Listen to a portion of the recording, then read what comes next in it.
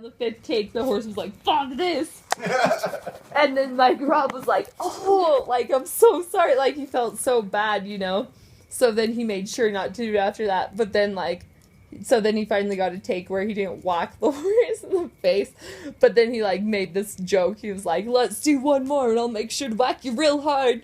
Like, talking to his horse. Like, just, like, funny little things like that, you know? That, like, only you would get if you were hearing, like, through the walkie or through his mic, his lav mic, basically, because you hear everything. So just the sound up and the scripty are gonna know what he's talking, and the animal wrangler are gonna know what he's even talking about, you know. But it was hilarious at the time. Like, I would find myself like cracking up watching him, and he's never played like a villain before. Oh really? Well, not that I've seen. Yeah. Have true. you?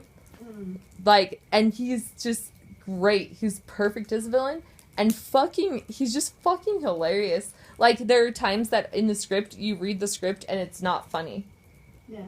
And it wasn't, I don't know if it wasn't meant to be funny. But during the take, I would just be, like, losing it. Like, just the way that he had created it was fucking hilarious. So funny. He was the best, funniest fucking villain. And that's the only reason Damsel is going to be good, is because of Rob Pattinson. He's gonna fucking kill it in Damsel. I know it. He's so good at it. But, like, it's weird. Like, you know, please let me in. Like, and he thought it was weird how insistent she was to get into the house. And his wife came up and she was like, oh my god, let her in, you know?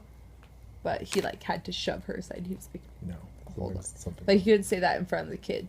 He was just like looking at the kid, and there was something off about her. Like, she would like twitch every so often or something. There was just an odd movement to her, you know. But and he was talking to her, asking her questions. Where did they get a car wreck? What was happening, you know? Trying to develop the situation. And she was just kind of jumping around them and crying louder and louder.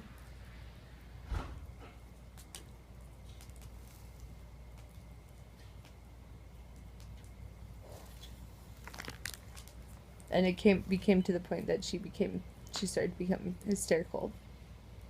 And she started to wail. And this is like 4 a.m. And she's screaming at the top of her lungs. And his wife is like, just let her in. Let me bring her in. Yeah. You know, she's Little not girl. okay. Let me take care of her. And then he hears crying upstairs. And so he's conflicted because he can't leave his wife here with this kid. Because he doesn't want this kid to come in. But he hears crying upstairs, you know? Yeah. So he slams the door shut, locks it. He pushes his wife against the wall. He says, I swear to fucking God, do not open that door. And his wife's just looking at him, like, shocked.